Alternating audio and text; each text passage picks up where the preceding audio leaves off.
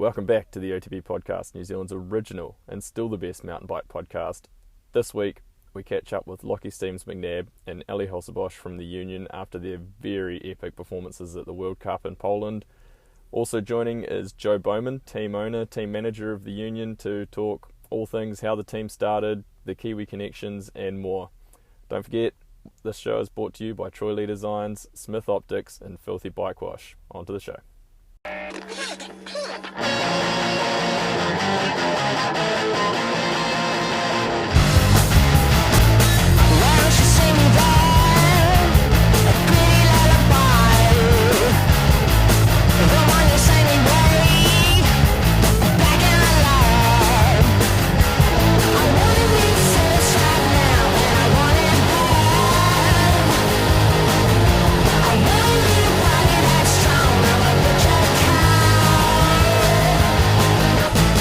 Nice, very nice. Front and back, leader's garment. Quite happy. It's alright, isn't it? Looks pretty good in that bad boy. Excellent, I think the word you're looking for is. Look at that thing. Looks beautiful, doesn't it? Beautiful. Now, only if you're ready for this.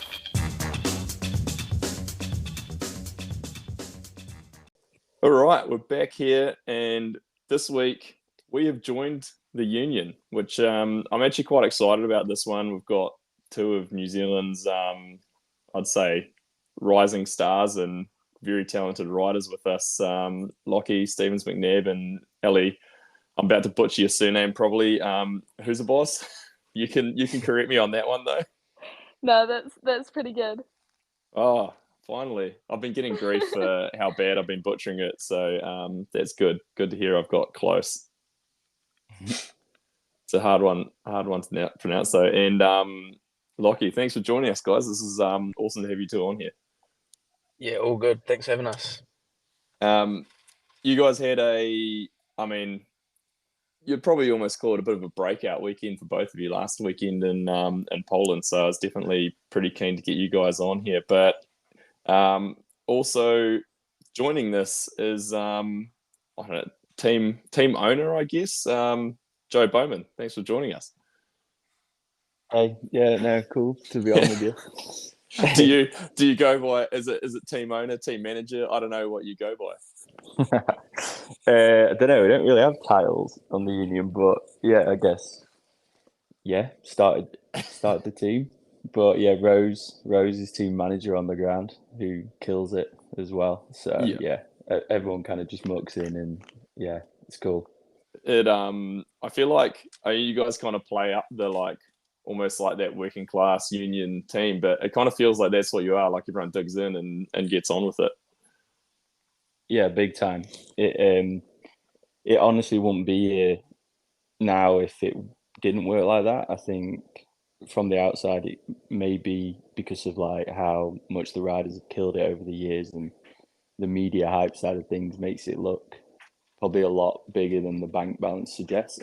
But yeah, it's part of like, I just think it's like a really good environment as well. Like everyone just wants the same thing, and they know that, you know, we're all there for the same reasons, and everyone just helps where they can. And yeah, it's like, you know, it is tight on certain things, and everyone has to have a few different roles on the staff front, but yeah, just make it happen. And it's a really good environment, I think, which makes a big difference. And yeah, I think we've got a pretty good atmosphere and stuff. So yeah, and cool. I mean, you guys are what, in year number 3 this year, or year number 4?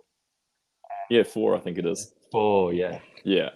What possessed you to start a race team? What was the kicker behind making this happen? Honestly, it was funny. I was talking to someone about this the other day. It kind of happened by accident almost, and here we are.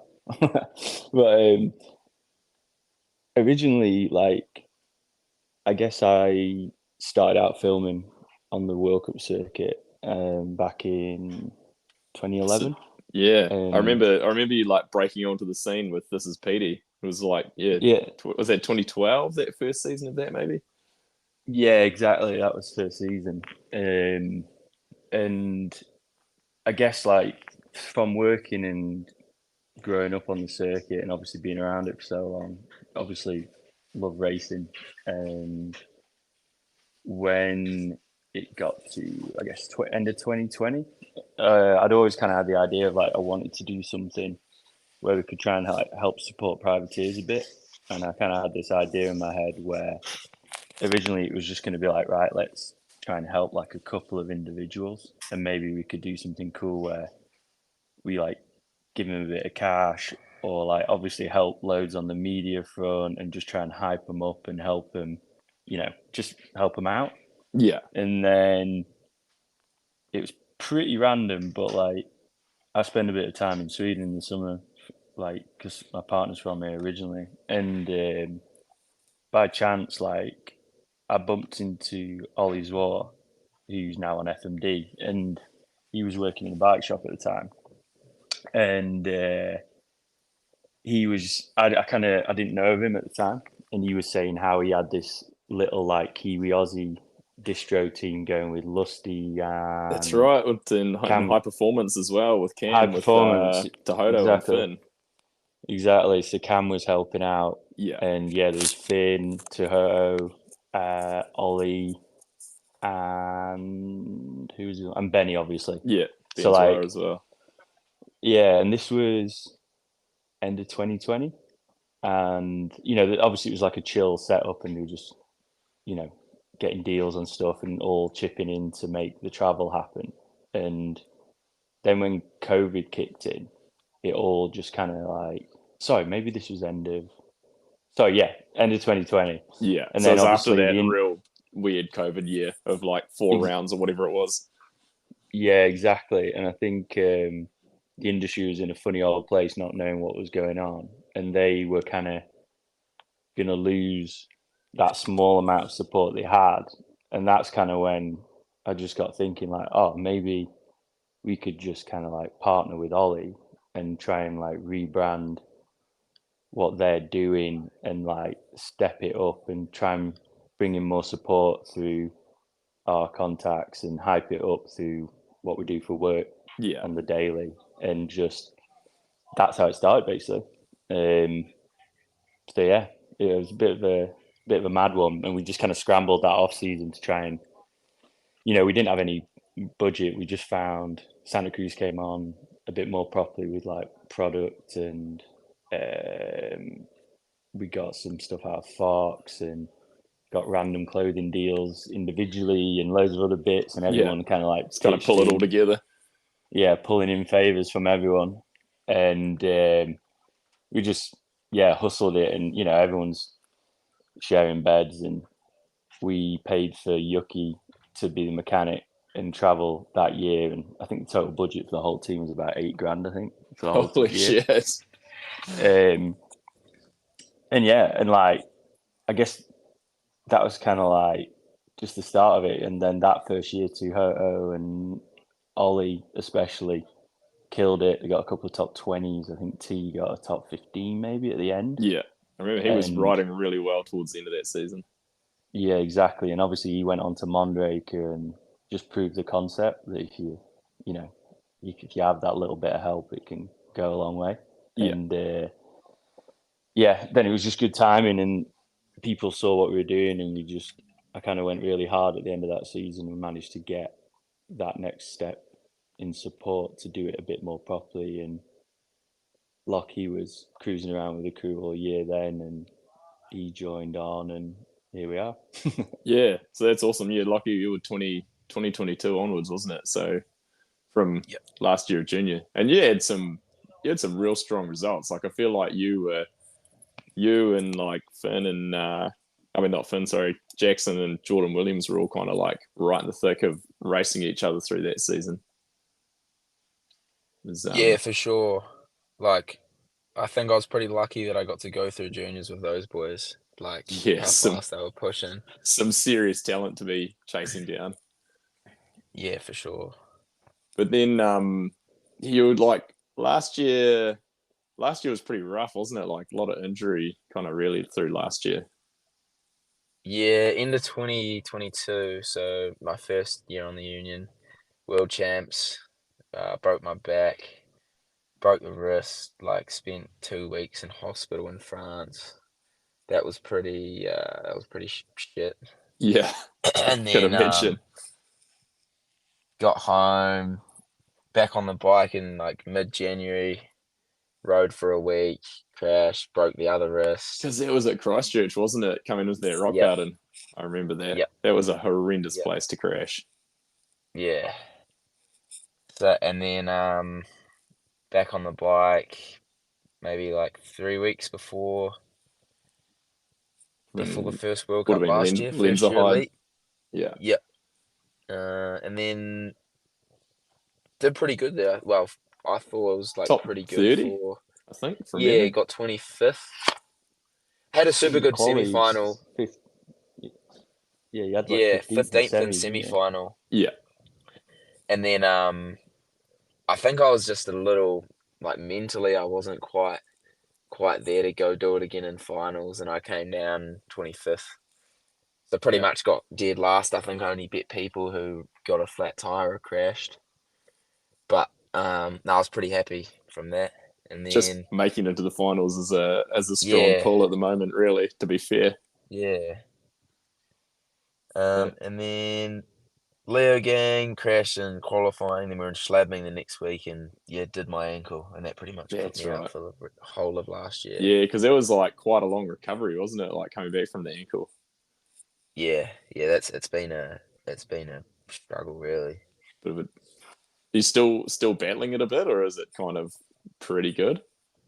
With everyday like life stuff, it's still pretty shit, but riding it's good.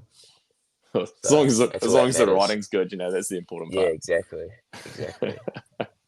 Just can't go do shit like go play touch with the boys or something. Yeah. But it'll come, I think. Come back around. Joe, I was going to ask as well, like, obviously kind of, you're still very early days of the team, but was we've seen, the bike industry as a whole go through some serious struggles in the last like 18 months. Was it pretty tough keeping everything alive going into this season, like out of, just the way the, budgets are being slashed, and it's a bit of a scramble? Yeah, for sure. It was, it was a nightmare last year, to be honest. It was, I guess, middle of last year when it all started kicking off in the industry. Luckily, really early on, Santa Cruz let us know that it wasn't going to happen. Yeah, which was obviously really sad, but at the same time, it was they were really cool about it and just let us know as early as they could. Yeah, and they said it string you along. No, exactly, and at least that gave us time on that side to get rolling with finding another frame sponsor. Yeah, and then it came pretty apparent how grim it was out there, and even though we had an insane year with Ollie doing what he was doing, Antoine,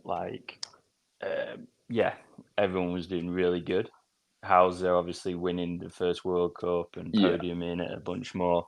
So we had all the ammo to probably get more support, if anything, but just bad timing, bit of bad luck.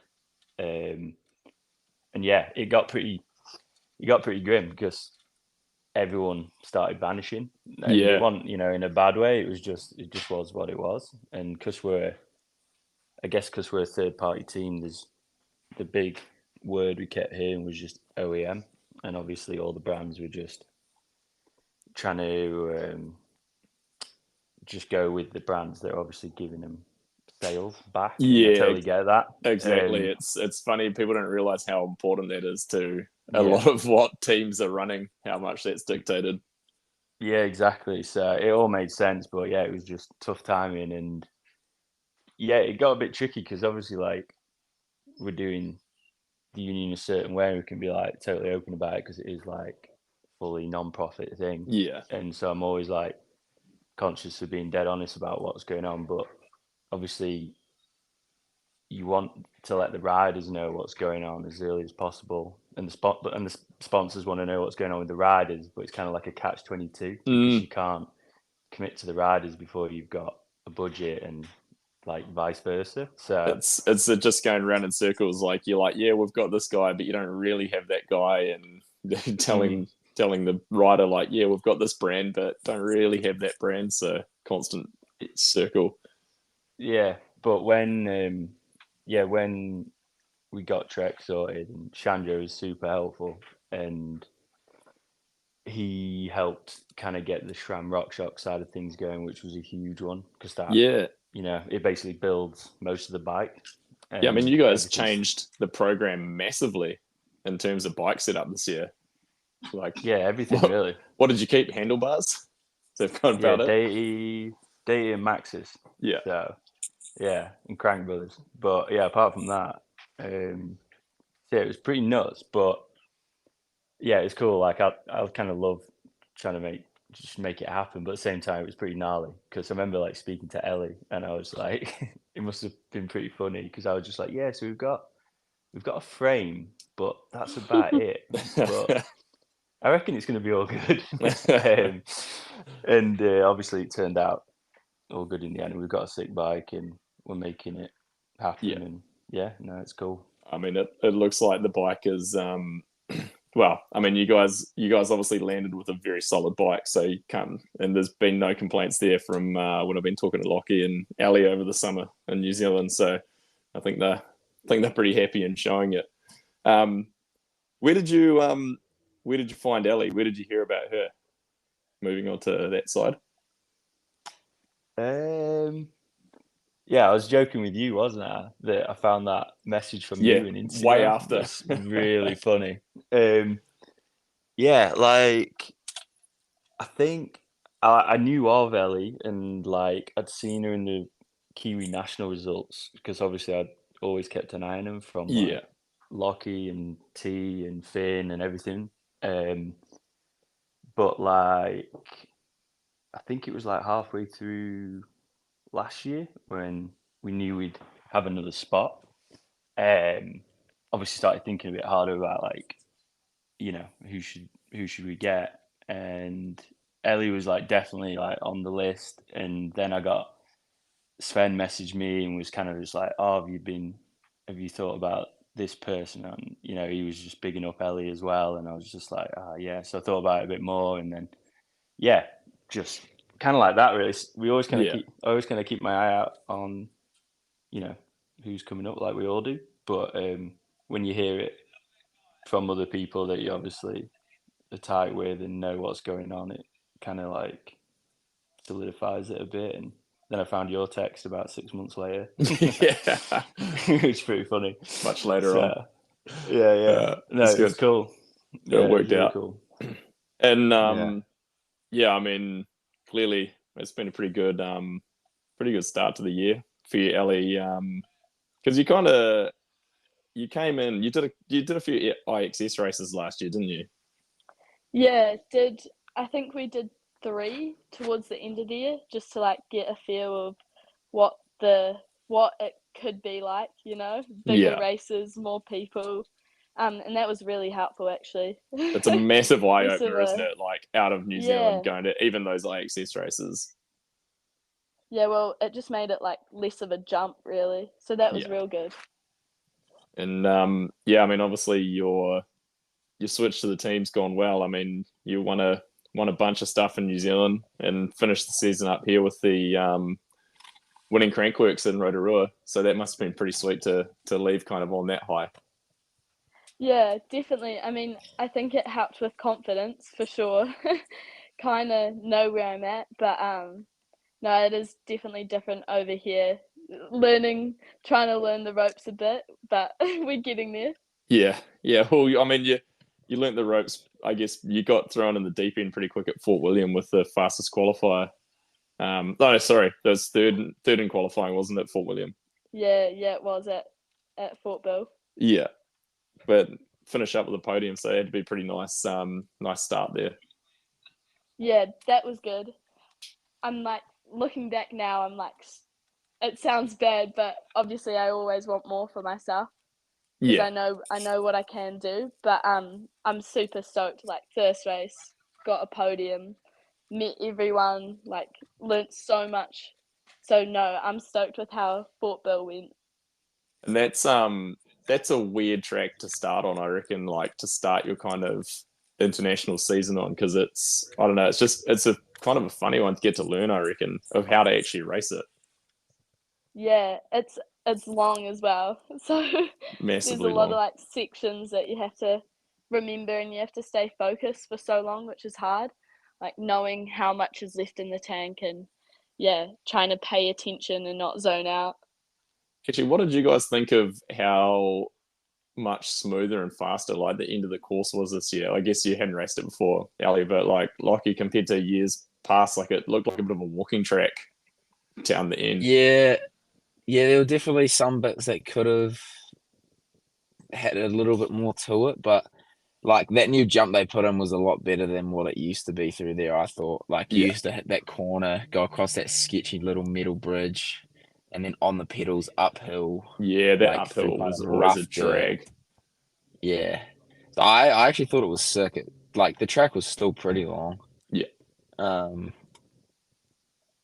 It's, I like because I didn't race it last year during World Champs, but I was there in oh yeah. 2021, Yeah. and I remember it was like it was a drag, that track, but definitely a lot fitter and stronger now. So I wasn't too sure like how I was gonna feel on it, but I honestly felt mental on the track, and I enjoyed it. Yeah.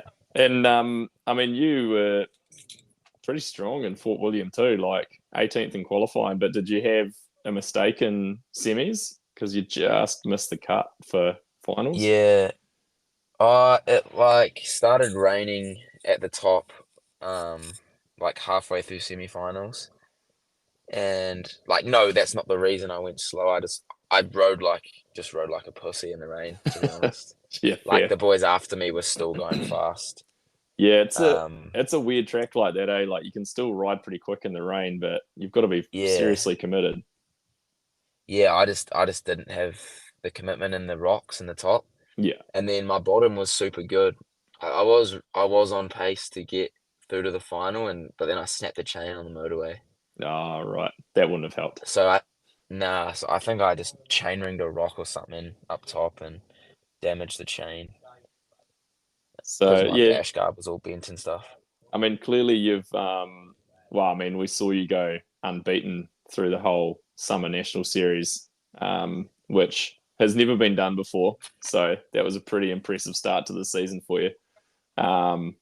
Winning Crankworks, and then yeah, onto what's been a pretty strong start to the season. So I think all things are pointing in the right direction for you currently. Yeah, thank you.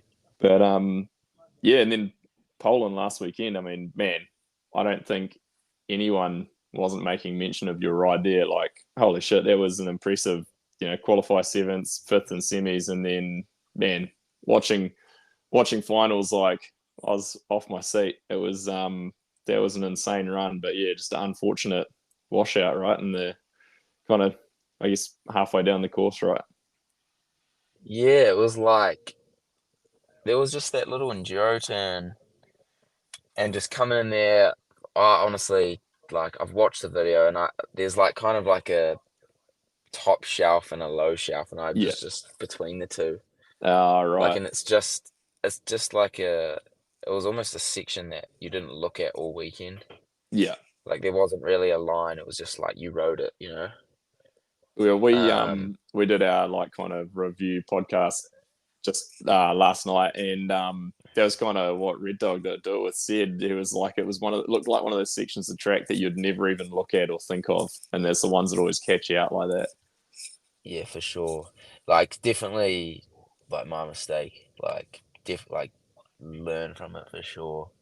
I think honestly, I think I was thinking about that next turn too much Yeah, looking because ahead. like yeah, I knew I was on a good run, and as soon as I got through that turn, like I had the bottom of the track like dialed, and I was just like, just get through this turn and then Because just just went down. after So I that think was that awkward like turn between the bridges, wasn't it? Like quite a tight, like had to Yeah. kind of hop up. Yeah. Man, So I think I just lost concentration thinking about the next bit. you've got to be Yeah. you've got to be feeling pretty good though. Like what you put down, got to be good for the confidence at least. Anyway, you know, kind of going forward. Oh, for sure. And like kind of the 7th in qualifying, then the 5th in semi-finals, and then I was on another good one. Like I know that I can do it consistently now. Yeah, So I think it's gonna definitely help. Just yeah. not be so stressed. But I'll still be nervous and stuff, but I How did know I it can do it. So How did it feel dropping that far at the end of the day? Like it'd be the first time you've been in the gate at that time of day. yeah, for sure. Like pretty surreal, really. Like warming up at the top. There's like 5 other dudes still there, and like I don't know. I was kind of just enjoying it, really. Like I was like, this is the stuff I've been dreaming of Yeah, my whole life, you know. And it's like I kind of just was just living in it. that's awesome to hear that you're enjoying it though, because it's like so many people would probably just be freaking out at that point, but you're like, you know, you say you're in there just like, yeah, this is where I want to be. So that's awesome. Yeah, and it helps that like all the top boys are so like just good cunts. Yeah, Like you know that they're sorry for the language, that's all right. I but don't really care. nah, they're yeah, they're all good lads and just like you know congratulate you on how you're doing, or you know they just talk to you and you just don't feel like You I don't don't know, it's not gnarly. I You know? don't feel like there's any real egos, you know, like everyone's pretty stoked to see someone coming in and like putting something together like you did. So I think everyone's Yeah, like yeah, for sure, pumped for it. for sure. And um and then obviously like Ellie, massively like strong qualifier, second overall in the women's. But Yeah. then did I see you hit a tree or something like in practice? Was that in the Oh, morning or was that yeah, last practice run, I just went off the first wooden like step down and hit yeah, the corner too hard and just got kicked in one of the holes. Hit the ground pretty hard, but I was trying not to let that weigh on my mind. I yeah, don't think it did too much, to be honest, because you know, in in Christchurch, you go down pretty yeah, hard trying to find the lines, yeah. so it wasn't anything out of the blue, really. Just you're just getting used to hitting the ground like that, eh? Yeah, yeah, Yeah. But then obviously like a fourth and final, so like still strong, but like you said with Fort William, yeah. I can't imagine you were like one bit happy with it. Honestly, I was I was a bit gutted. Just like I analyzed my splits and watched the video a few times. I think it was all real close up top, but because it started raining in the open, there were like wood sections that the roots were exposed. So I went cautiously in those, but I just carried that down into the bottom half. But the bottom Yeah, half was still dry. yeah, So it's just learning those little things. And I'll give a shout out to Dad. I was not happy about this one. It took me a couple of days to come right, but there was a line that he said was good, and I was like, nah, I'll stick to my line. But that line would have been better because it carried more exit speed. So Oh, Shay with the line selection. He is one of my favourite dads to hang out with at the national rounds. So good eyes there. yeah, you live and you learn. Next time Yeah. I'll listen to him. Yeah, dads know a thing or two. Yeah, starting to Sometimes. learn that. Yeah. Well, that's awesome. I mean, like, man, such a strong race, and Joe, like, you'll be stoked for these guys with how the season's starting anyway.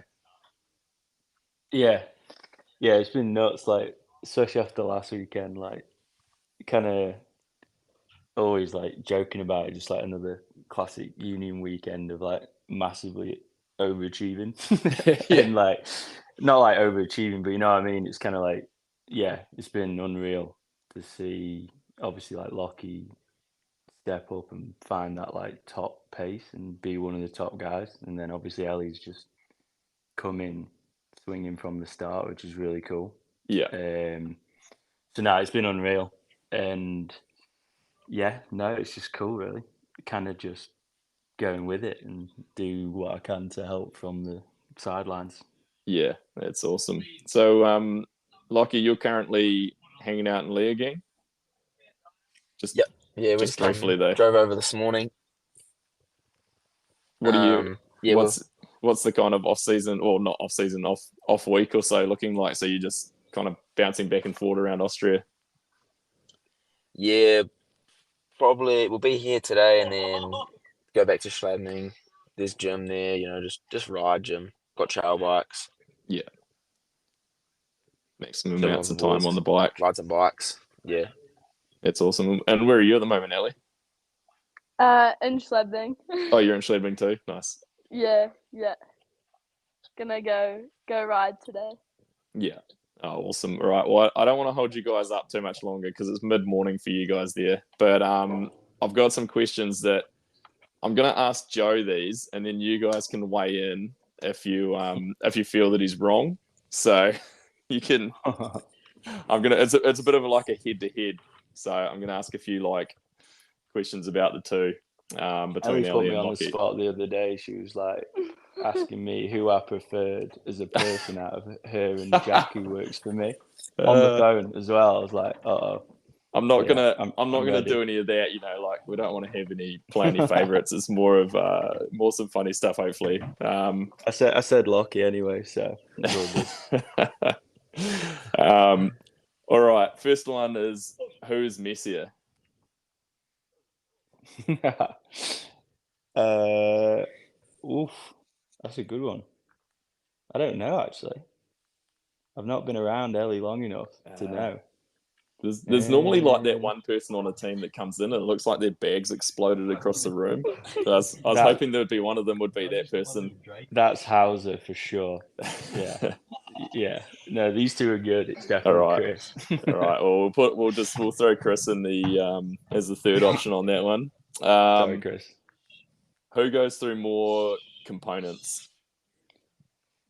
Again, we're pretty early days, so Lachie. I think he's not like bad on them. It's just kind of like, I'd say like normal, you know, top rider stuff. Just things break, don't they? Not too crazy. No, we're pretty good on parts, really. We don't really, again, like Chris, to be honest. I think it's a riding style thing as well, isn't it? Like, I think Lockie's pretty neutral or even slightly forward on the bike, so he's not hard on the rear wheel. Whereas like Chris, he's like really lanky and long arms, and he rides off the back. So he's like plowing the back into stuff all the time. Actually, I kind of remember taking this in myself at the national round in Christchurch and watching Chris through some sections, and I was like, Jesus Christ, he is riding this so fast, but just full pace. Like, hanging off the back. Yeah, it's never dull. All right. Who is more pickier about their riding kit? Like someone a bit picky?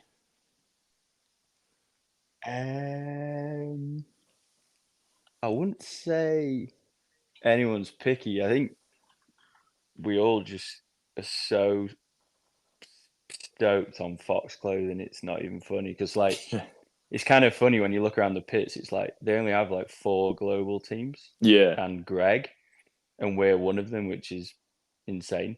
Yeah. So like when we at the start of the year, it's like Christmas, like at team camp this year, and I guess for like Ellie for her first time, like we get like 20 boxes of kit and like, you know, all these custom colors and all the other stuff. And yeah, Ellie, that would have been blowing your mind with all that stuff coming out.